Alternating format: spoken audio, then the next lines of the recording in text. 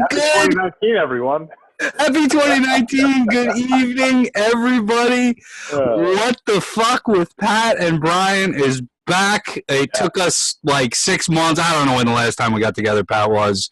But we are back on New Jersey Revolution Radio live on Facebook. Plus, we also have NJRevolutionRadio.com. Pat, we missed you at our last live show. We were very grateful for our good comrade Hank Green. Joined us, filled in, did a great job, but we did miss you, man. What happened? It was a coffee shop revolution show. We're ready to go. What was the deal? Maybe it wasn't the Pineys, South Jersey. It's a little. I've seen that episode of The Sopranos many times, and it's a little off-putting. The people from Red Bank really get to use the term Pineys. But I haven't seen you, so I didn't tell you what happened because it was a whole thing. This is true. You just straight blew me off for 2 months. I did. Cool. It's all right. It's all right. Right, you'll get over it. What happened? So anyway, I'm trying to make my way down there into the Pineys. Hop on the train, taking the train down there. Trying to navigate New Jersey Transit to get down there. It's like the mouse going through the maze trying to find the cheese. So I got to go up the Rahway and go down to Trenton and hop on the light rail, go to Pennsauken. So anyway, I get to Pennsauken that night. It's on the Atlantic City line.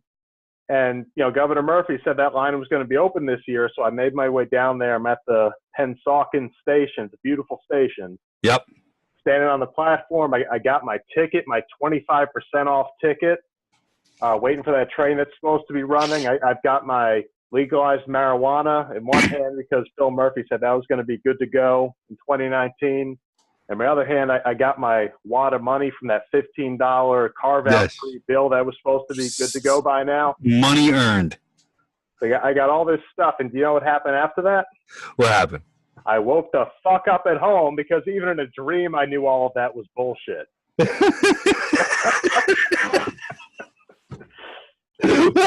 So here we are in 2019. We have no train line open. We have no marijuana. $15 bill just passed, but we're going to get into that. Right. So, we missed you there. I'm sorry? We missed you there. Yeah, thank you. It was. It looked like a good event. I caught part of it on the live stream. Yeah, we had a fun time, man. It was nice. Heather's been bugging me to go to South Jersey for a while. We did our first show in Montclair. Right. And so it was nice to go down south into Hamilton. It was a cool little shop, man. Casciano's Sweetery Bar and Sweetery, Coffee Bar and Sweetery. That's it. Casciano's Coffee Bar and Sweetery. There we go. Great place in Hamilton. If you're there, stop by. Really cozy place, and they were very good hosts, and we had a good time. And hopefully, someday soon we'll do another show, and hopefully by that time, I am looking forward to the next show being in New Jersey. Well, by that time, the minimum wage will be $15 an hour, right? Because they just passed the law. Right. So, we just passed it today, as a matter of fact. Yeah, just signed it into law. It was a big thing.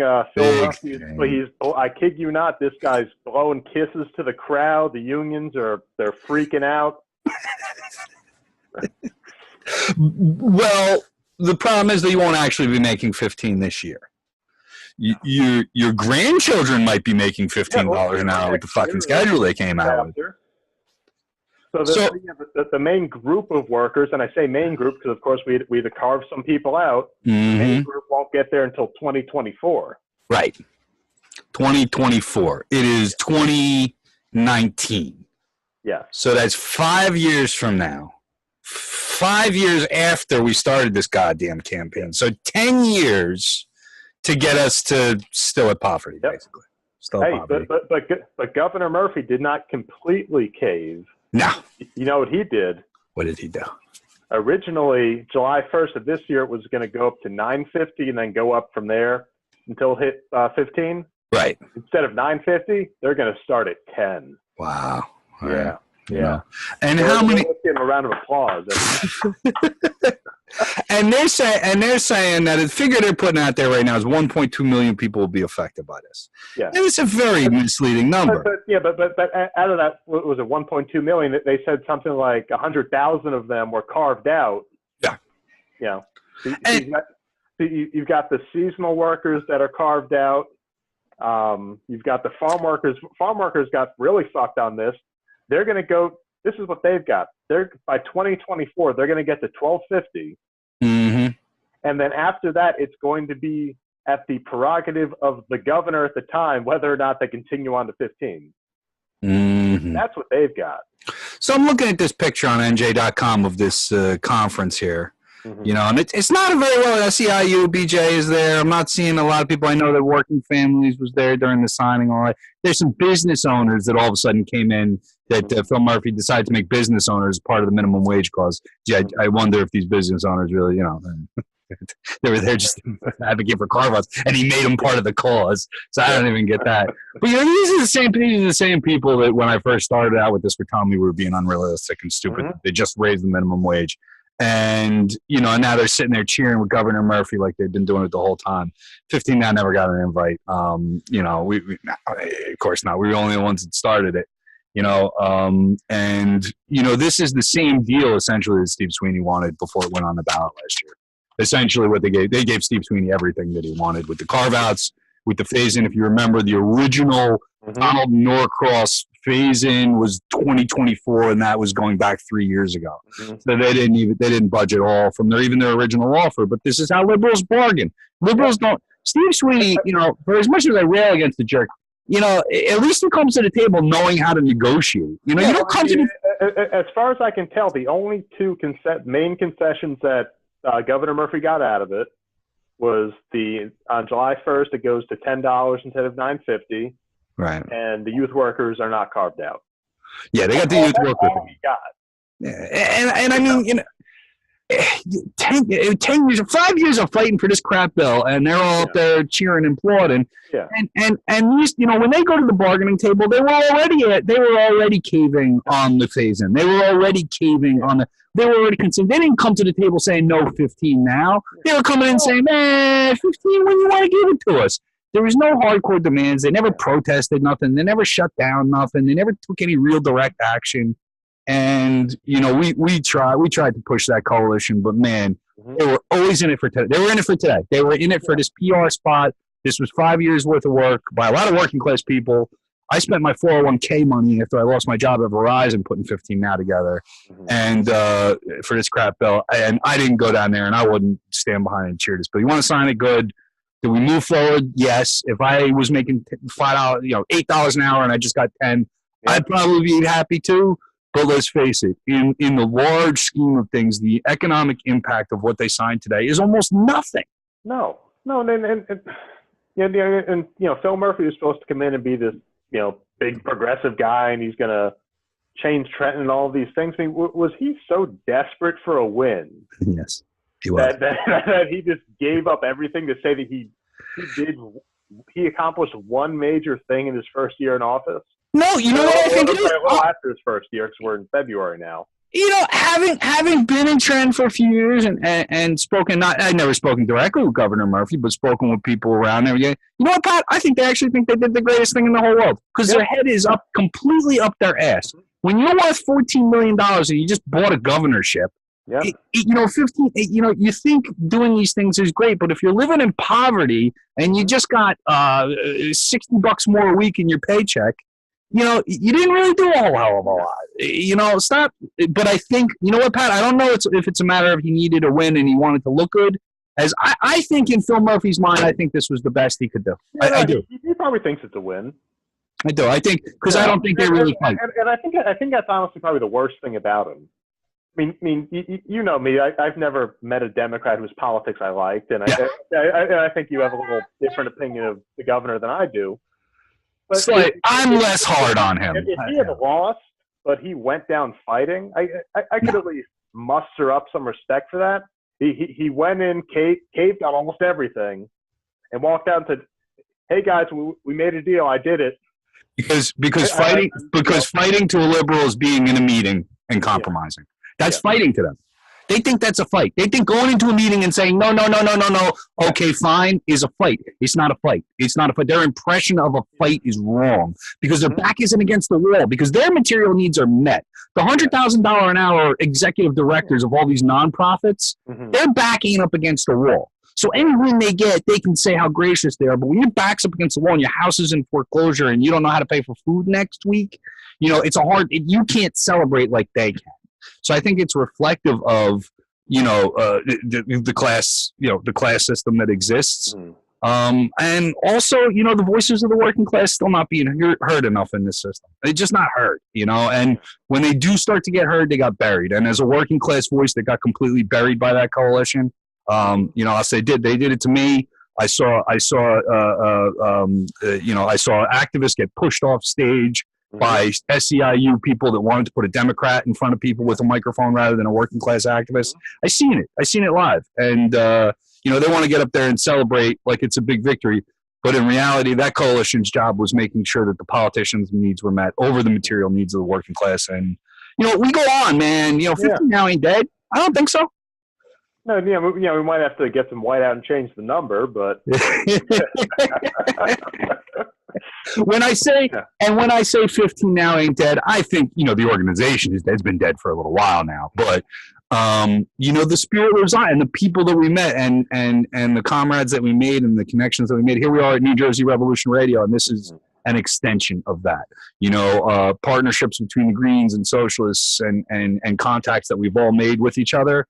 That's moving on. So while 15 now is kind of done, I feel like it just kind of gave birth to a whole bunch of other movements on the left, and we learned hard lessons in trying to deal with liberals. We learned hard lessons in trying to compromise with the bourgeoisie. And I think the biggest thing that everybody learned, and I know liberals on the other side of that coalition that learned, you can't just go run to the Democrats. They'll fuck it all up as soon as you put it in their hands. And eventually, when you're doing reformist type work, when you're trying to work within this system and make capitalist reforms, at a certain point, you got to go to power, right? You got to go to the Democratic Party and say, please do, and almost beg, please do this for us. You show up with a couple of lobbyists and a couple of executive directors asking for a favor, you can get treated like that. You show up at the doorstep with thousands and thousands of workers and pitchforks ready to tear down the walls if you don't give them a raise, like I'm watching the Yellow Vest do in France.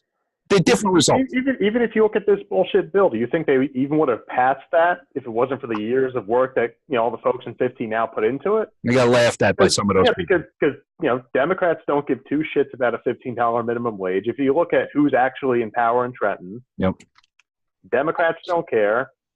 People that fund the Democrats don't care. The unions don't care because a $15 minimum wage doesn't apply to most of their dues-paying membership anyway. So none of the people that control Trenton have any vested interest in passing a bill, anything that even resembles a $15 minimum wage. That whole thing. So the fact that they even did this is a testament, even though it's a far cry from what we wanted. Yeah. Even the fact that they did this is a major testament to all the years of work that you put in and other folks put into it. A lot of people made sacrifices, and even some of the people I'm criticizing here did a lot of hard work. But I think celebrating this result is the wrong thing to do. But I mean, you're right. The left really pushed this from the beginning. It kind of started off with them being irritated with people who weren't Democrats doing something, and it did progress from there. And I'm proud of it. I mean, don't get me wrong, I'm proud. Today, I'm looking at it. I am proud to know that something that I was a part of, did move things along. But it's certainly, I'm not going to run around and be waving and cheering and doing press conferences with governors for this kind of legislation. It's not what I set out to do. But what I did set out to do, I think, is happening. And that's, uniting people and growing working class politics here in New Jersey.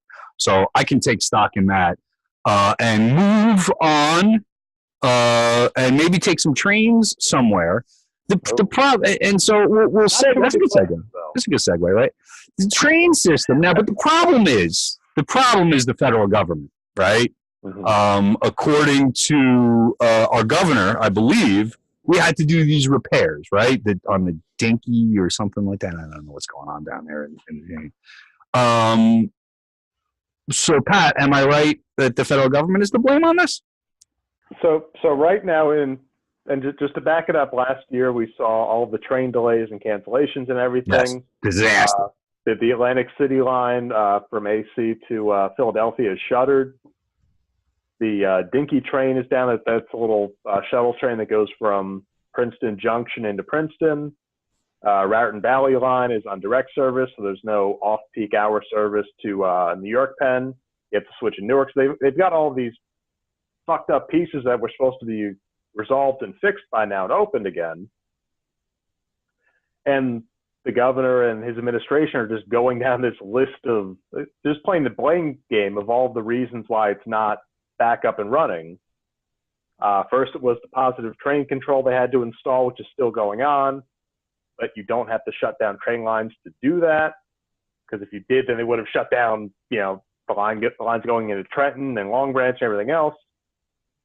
So his latest thing was to blame the federal government, saying that New Jersey cannot open these lines until the Federal Railroad Administration allows them to, and the shutdown and everything, that's not going to happen.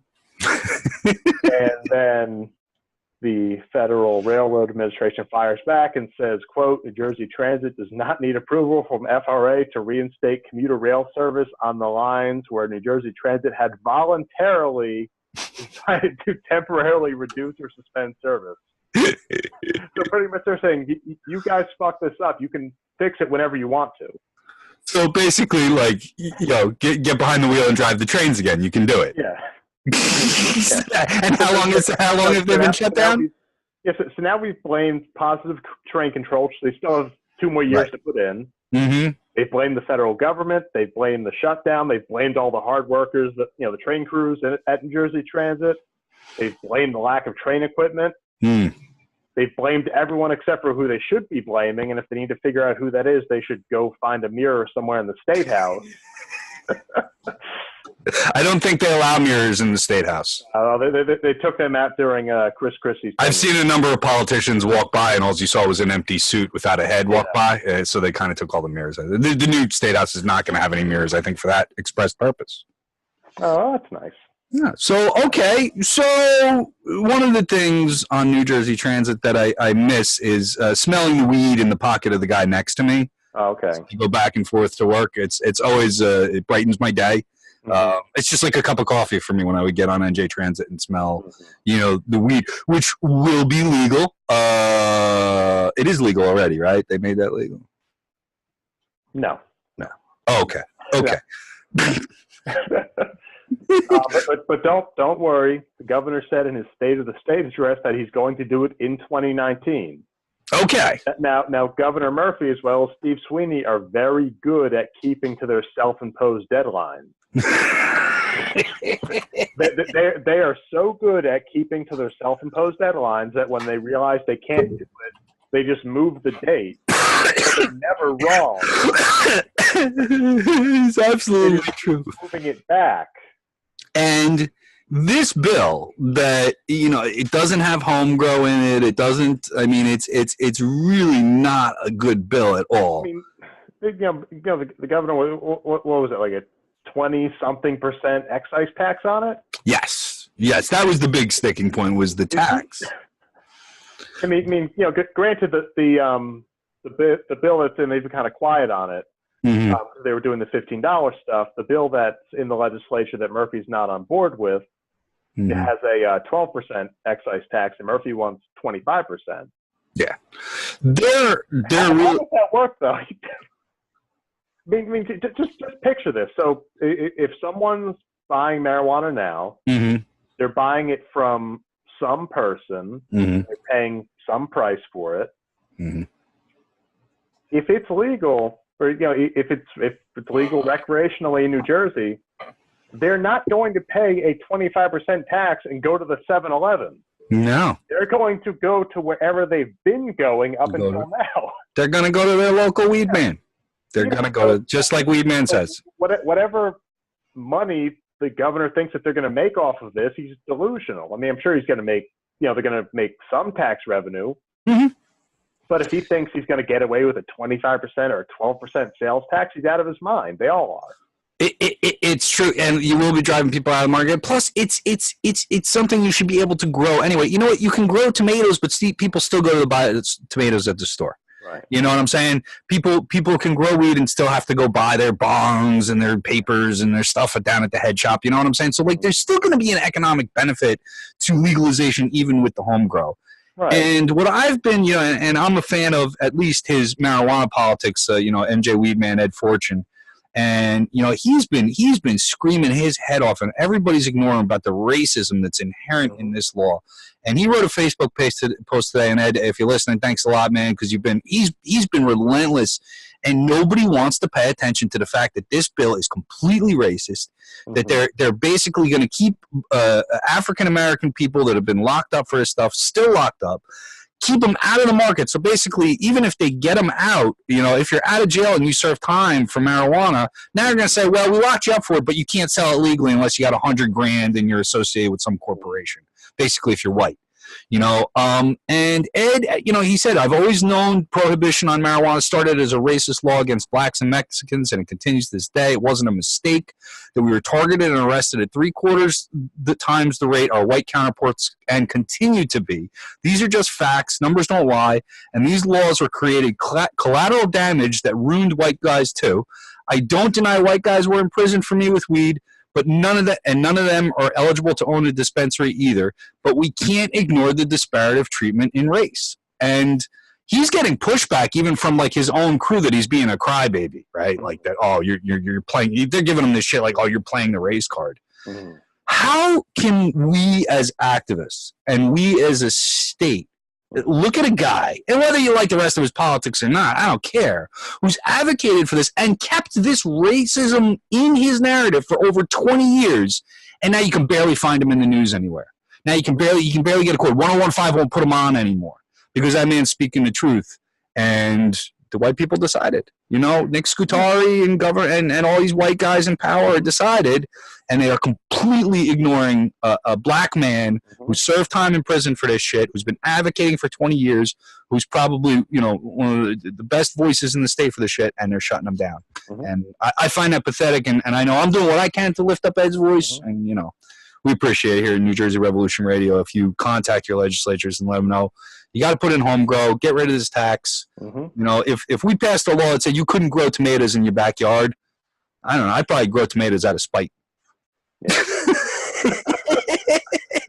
Which is really bad because Jersey tomatoes are the only real tomatoes. This is true. It is true. Jersey tomatoes are the best tomatoes. Do you grow tomatoes, Pat? I do not. I do not. I have at my disposal the original Rutgers tomato strain. Wow. The first, which is kind of hard to find actually because it's been around for such a long time. But there's a Rutgers tomato strain that you can find in I have a connection that gets me the original seeds. Great tomatoes. Good tip out there. And also in New Jersey, if you're growing tomatoes, and we'll be planting soon, so it's not too early to start gardening. Yes, I'm a gardener. Black Krim tomatoes are some of the best tomatoes in the world. Whether you're using them for pasta or fresh, they're good on everything. Okay.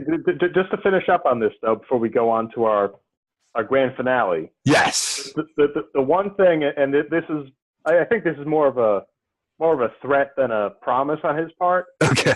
But the one thing that kills me about the whole marijuana bills. Yes. Is that Steve Sweeney has hinted strongly that if Governor Murphy does not come on board, he doesn't want to. He doesn't want to do this. He's a merciful man. He doesn't want to do this. Yeah. But he will pass it via a ballot measure. Yeah, sure. Now, if you remember correctly from a couple of years ago, that is the exact same fucking strategy he refused to use when Governor Christie was doing the $15 bills back then. And the exact same strategy. He said, "There's no way we can do that." Yep. But now that he actually wants to pass something, he has no problem playing ball. No problems at all. And he also told all the teachers and the public sector workers they were going to put that pension payment on the ballot too. Yeah. It's real good for the top labor Democrat in New Jersey. I mean, the only thing he's actually successfully put on the ballot was the fucking casinos that nobody wanted and 10 people voted for. So what do we end up saying on every show? With Democrats like these, who the fuck needs Republicans? You don't at all. If you are out there and you're interested, particularly if you're in South Jersey around the Pleasantville area, on April 4th, it's a couple months away, but you can mark your calendar for April 4th because New Jersey Revolution Radio, along with the Mount Zion Baptist Church of Pleasantville, will be hosting a community cannabis forum. Dr. Steve will be there, as well as New Jersey Weed Man. I forgot Dr. Steve's whole name, and they didn't put it on the event yet, so I'll let you know. as soon as I find that out. But we will have more speakers, more events, and it's just going to be a chance for people to get educated about what's going on. Who knows where the law will be on April 4th. If I had to put my money on it, it'll still be where it's at right now. But it's certainly a chance to ask questions of, medical professionals and activists and marijuana industry professionals that'll be there.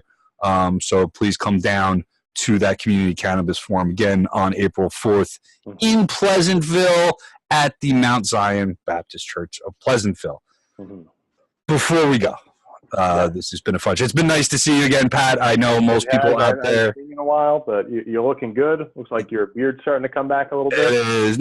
Just because I haven't been to work in a while, that's all. That's all right. But I think that, people that listen to the show know we pop on random times, so we appreciate people keeping up with the fact that we don't keep a very good schedule here. I'd like that we pop up on the feed at random times. Before we have to go, of course, we have a national audience. There are people in California and other places in the country that listen to New Jersey Revolution Radio, despite probably wondering how glad they are they don't live in New Jersey. But probably, and this is of course despite my best efforts to keep them out. But there's no way to keep people. I really don't need these outsiders in New Jersey. But that being said, if you're listening to New Jersey Revolution Radio and you're not in New Jersey, get off! No, I'm just kidding. This is Jersey. We don't like anybody. Yeah, well, also donate and buy a mug, but yes, donate and buy a mug, and then get out. Then get off.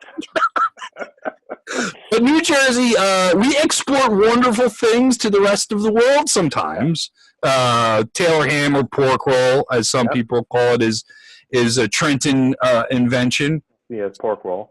Yes, some great heavy metal music and rap music has come out of New Jersey. I believe Jay-Z's from Jersey, right? That I don't know. But hey, Redman. We gave the world Danny DeVito and Jack Nicholson.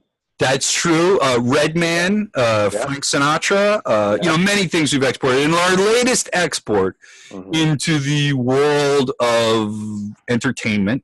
And we are so sorry for this. Because I won't say that it's like a disease that you tried to contain. There's only so much you can do before it spreads. New Jersey's native son, Cory Booker, has announced that he will be running for president in 2020. He did this announcement, by the way, from atop of a burning building while holding a puppy and a cat at the same time. At the same time, wow. Yes, at the same time, yes. He ran into a burning building, and while he was rescuing them, he announced this. And he handed him off to what's the made up guy's name? T-Bone. T-Bone. The made up guy that to try to show his New Jersey credentials. So Cory Booker has announced his run for president. His slogan is "We will rise." I love that. We will rise. He's probably talking about the Newark high rises that he built and gentrified the whole area and keep people out of their homes. Maybe that's the rise he's talking about. One of the first stories that hit is the tale of T-Bone. Yeah. Cory Booker's past statements haunt him on the campaign trail. And this is back in 2013 from NJ.com. I just looked it up.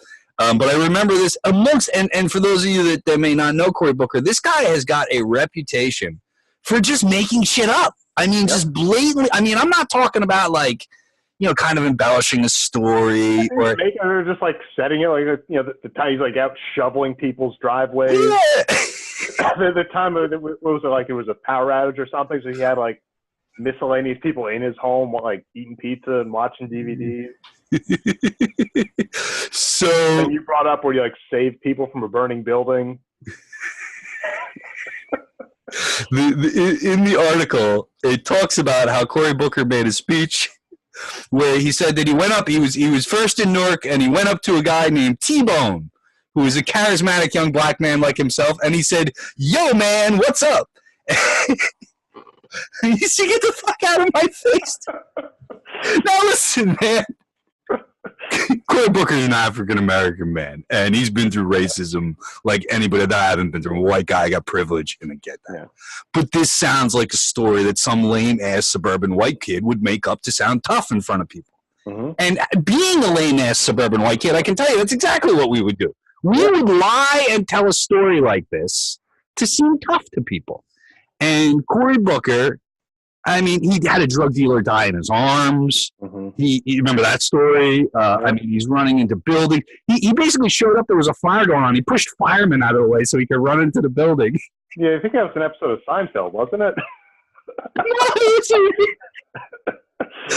This is Cory Booker doing Cory Booker. So, you know, we got Cory Booker 2020. I mean, he's going to be one of like 24 people in the clown car that we're going to call the Democratic primary. It's been just, I mean, it's been one fake story about Cory Booker after another, and somehow, you know, the Twitter image, the media image, the all that really works, and he's a very image conscious guy, and he's good at manipulating media, and a couple million Twitter followers.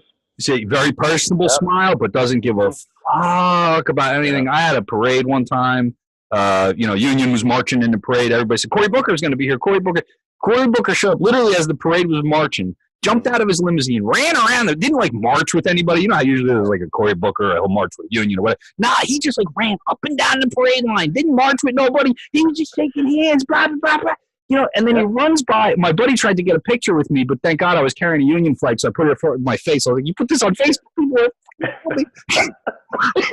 He gets to the end of the thing. Cory Booker runs up there and basically knocks the MC over. He's like, I got a speech about it was Labor Day. I got a speech about Labor, go Labor, blah, blah, blah. Takes off back in the limo. He's out of there. He didn't take 2 words. He puts on his cape. He flies away into the night. I swear, I never seen. He ran. He wasn't a parade. He took a little bit of a 5K that morning. Yeah.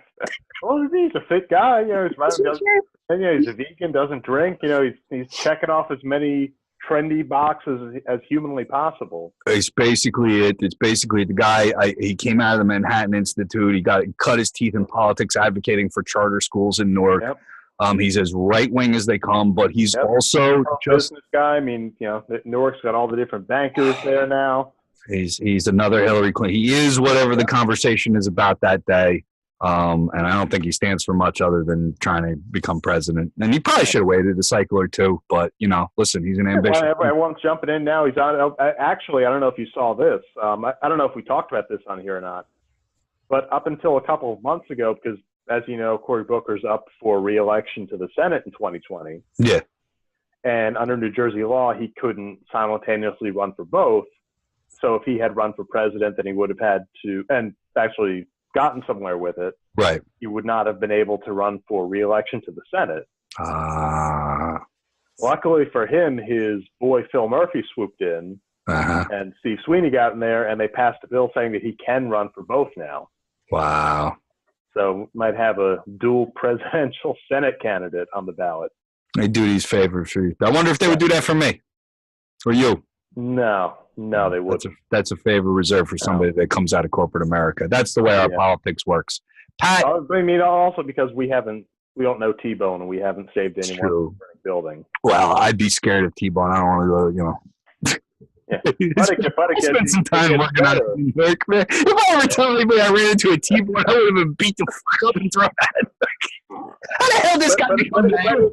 It gets better because Cory Booker may not be the only presidential candidate out of the great state of New Jersey. What? How can we top that? Chris Christie, 2024. Chris Christie, he's out on the book tour. I've got the book. Oh no! So maybe later, maybe on like a. Oh, I gotta read the book. Did you buy that thing? I gotta read. I found it in the garbage. It was in the dumpster. Did it go straight to the bargain bin with Hillary's last book? Yeah. Oh yeah. I mean, it came out of the printer with the clearance sticker already on it. So anyway, they asked Christie if because he thinks Trump's going to run in 2020, get reelected. Right. 2024, they asked Christie if he would consider running, and he's not only would he consider running, he's pretty confident that he could take down Mike Pence. So there's that idea floating around there. I mean, Christie's gone from saying he'll never run again to saying that he's not done yet. Let me finish. He's never. So, and this is taken some diehard New Jersey people to dream of the scenario where it's two lifetime New Jersey guys duking it out. Cory Booker versus Chris Christie. And they're buddies. Do they really run against each other? Seat to that fight. It would be a love fest. Well, they do like each other. They do. Jersey, so. That's true. That would be interesting. That would definitely be interesting. And of course, New Jersey on display to the world. What more could you ask for, right? Yeah, I mean, it's only right. I mean, if Donald Trump and Hillary Clinton can both be from New York, then what's those two New Jersey guys in the mix? They're both going to suck, but we'll have some fun. Chris Christie leaves office with an approval rating like -6. I mean, there's he was on the Colbert Show a couple nights ago doing shots of tequila. I shit you not. Oh, Jesus Christ! They asked him about that, and he said he didn't care. Of course he didn't care. You embarrassed yourself in the presidential primary, and then you ran around kissing. My state hates me, but I don't care. But that's how delusional. You know what? And honestly, he probably still has a chance because there's so few people paying attention to politics, and there's so much money in it. Yeah. Any shithead gets up there can run for president, and Chris Christie's, hey, why not me, right? And honestly, I can't blame the guy because this country keeps look who we elected this time, and look who we've been electing. The only reason Chris Christie didn't have a shot last time was because Donald Trump stole his "I'm going to shit on everyone" campaign strategy. Well, he went extra racist with it. Trump's was more interesting than Christie's was. Yeah, and Trump, we went way more racist with it. Way more racist with it. So that worked out for Trump, unfortunately. Well, Pat, I thank you for coming here tonight. Yeah. Before we go, we want to make sure. I got to say, it's a little late, but I've got my Hawaiian shirt on. It's 40 degrees outside. I got to get down to the beach. You got your shirt? I got my negative whatever last week, so I got to get down there. Yeah, get your cargo shorts and your flip-flops on. It's that kind of weather for us in New Jersey. I'll have my own beach gate down there. Pat, thanks a lot for joining me today. Everybody out there listening on New Jersey Revolution Radio, you can check out more What the Fuck. You can check out our Wednesday night lives with Diane Moxley. You can check out Wine, Women, and Revolution with Heather Warburton. You can check out Modernity and Absurdity with Christian Perez. New Jersey Revolution Radio, less than a year old. Go online right now and buy a New Jersey Revolution Radio mug. You can buy a mug. You can make a donation. We will be announcing, we have the Community Cannabis Forum coming up. We'll be announcing another coffee shop show coming up soon. So, we're less than a year old, and we are way bigger than I thought we'd be. And that's thanks to Pat, you, and all my comrades and everybody that's chipped in or come to a show or anything. We appreciate it. Keep up the support, and New Jersey Revolution Radio is going to keep growing.